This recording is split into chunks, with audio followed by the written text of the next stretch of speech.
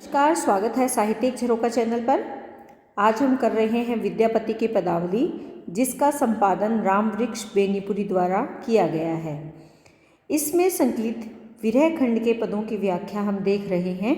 इससे पहले के जो वीडियो है उनका लिंक मैं इस वीडियो के डिस्क्रिप्शन बॉक्स में डाल दूंगी, तो आप वहां से देखकर भी वो वीडियो कर सकते हैं।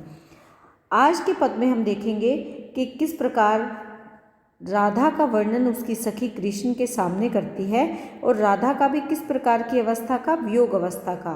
कृष्ण जब चले गए हैं तब राधा का जीवन कैसे व्यतीत हो रहा है, वो दूती या सखी कृष्ण के सामने अभिव्यक्त करती है। तो आइए देखते हैं क्या कहती है।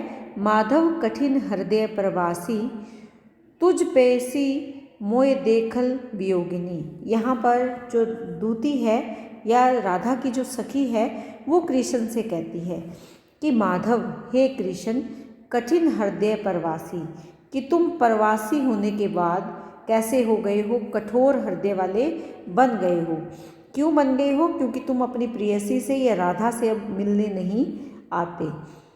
तुझ पेयसी, पेयसी यानी तुम्हारी प्रेयसी, मोय देखल वियोगिनी, मैंने देखा है उस वियोग से, विरह से व्याकुल, या तुम्हारी प्रेयसी के वियोगिनी रूप को मैंने देखा है। मोय यानी मैंने, देखल देखा है, किसको?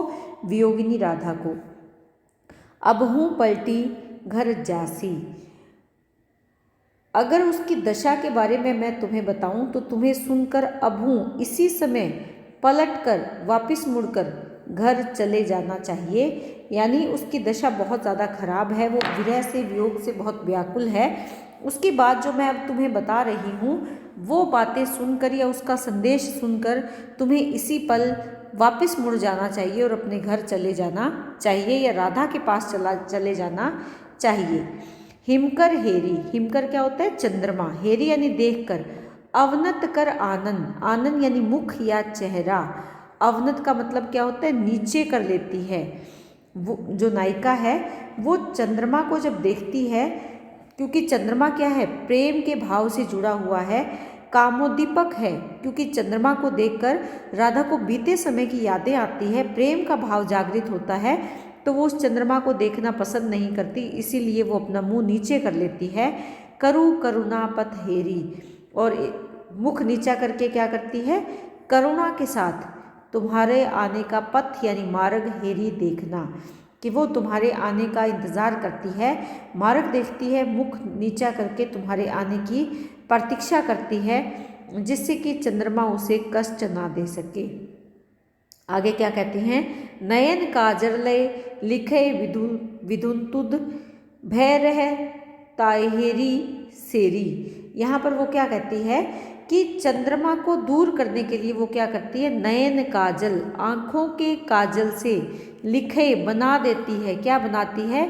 विदु होता है चंद्रमा, नदुत यानी दूर करने वाला। चंद्रमा को दूर करने वाला ग्रह कौन सा है?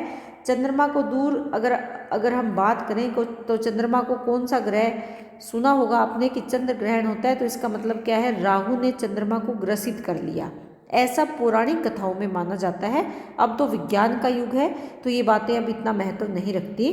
तो यहाँ पर वो क्या कहती हैं कि ऐसे अपने काजल का इस्तेमाल करते, या काजल को कलम पर लगाकर वो राहु का चित्र बनाती है, क्योंकि राहु चंद्रमा, विधु यानी चंद्रमा को दूर रखने वाला ग्रह है, इसीलिए उस चंद्रमा को वहाँ से भगाने के लिए वो राहु का चित्र बनाती है। भय रह, भय यानी डर, भय क्या है?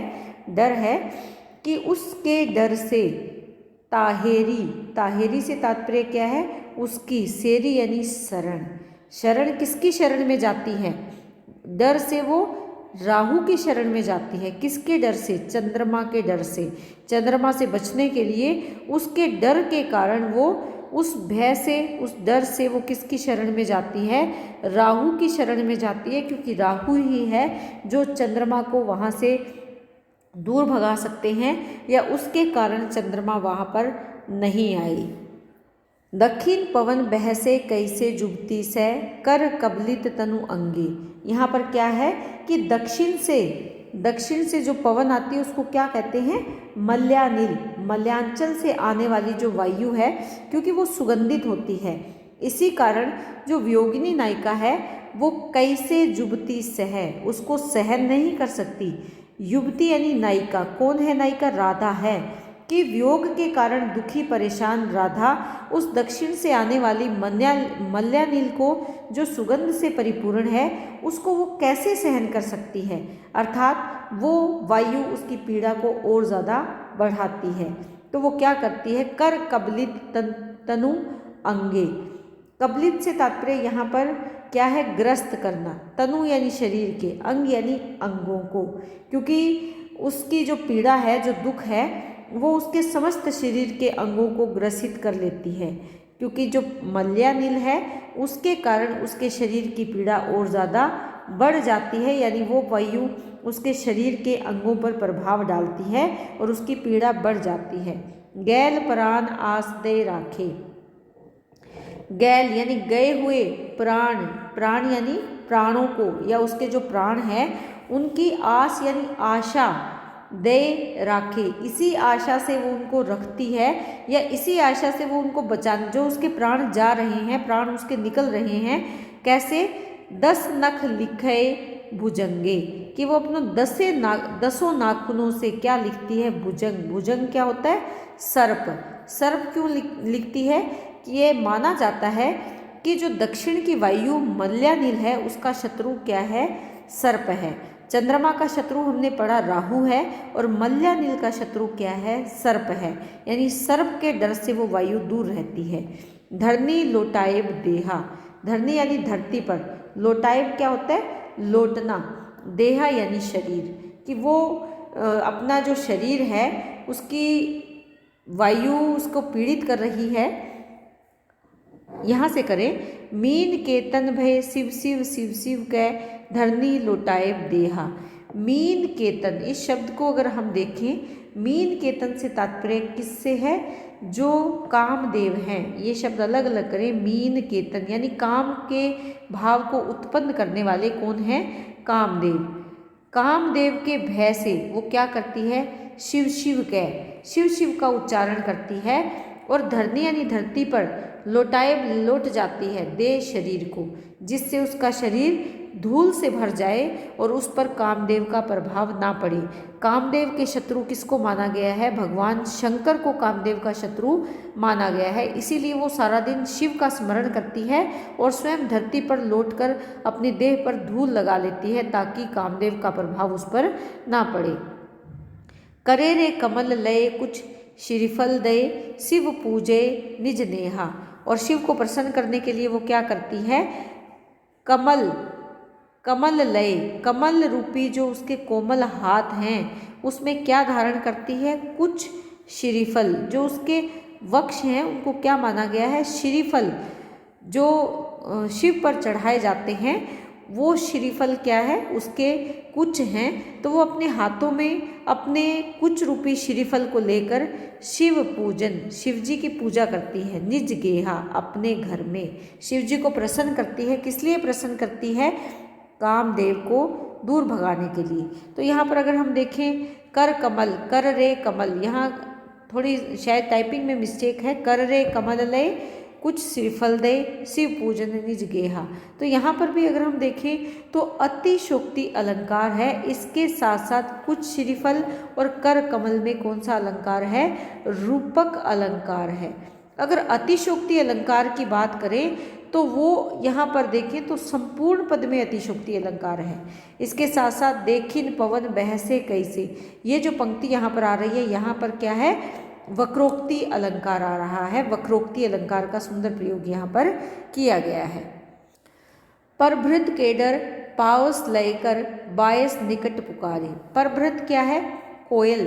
कोयल के डर से पायस, पायस होता है खीर, खीर लेकर हाथ में, बायस होता है कौवा, कि कौवे को वो बुलाती है, कौवा निकट पुकारे, क्योंकि कोयल का शत्रु कौन है, कौवा है। तो वो कोयल को भगाने के लिए, क्योंकि कोयल का बोलना उसे अच्छा नहीं लग रहा, तो वो उस कोयल की कूक के डर से या कोयल के बोलने के डर से उसे दूर भगाने के लिए क्या करती है, हाथ में खीर लेकर कौवे को बुलाती है, जिससे कौवे के डर से कोयल भाग जाए। राजा शिव सिंह रूप नारायण करत विरह उपचारे। लेकिन यहाँ पर विद्यापति कवि क्या कहते हैं कि राजा शिव सिंह रूप नारायण इस प्रकार की नायिका के विरह के करत करते हैं उपचारे उपचार, कि इस प्रकार की नायिका के विरह के दुख को दूर करना वो जानते हैं और वही राधा की सहायता भी करेंगे। तो यहाँ पर अपने आश्रयदाता की प्रशंसा की गई है। मैथिली भाषा का सुंदर प्रयोग है। इसके साथ साथ नायिका कैसी है, प्रोषित पति का नायिका है, क्योंकि उसका पति परदेश चला गया है। संपूर्ण पद में वियोग श्रृंगार की छटा बिखरी हुई है, माधुर्य गुण है। शब्द शक्ति की दृष्टि से अगर देखें, अभिधा और लक्षणा शब्द शक्ति का प्रयोग यहाँ पर किया गया है। समस्त पद में गयात्मक शैली का प्रयोग हुआ है। तो उम्मीद करती हूँ कि ये पद आपको बहुत अच्छे से समझ में आ रहे हैं। बहुत बहुत धन्यवाद।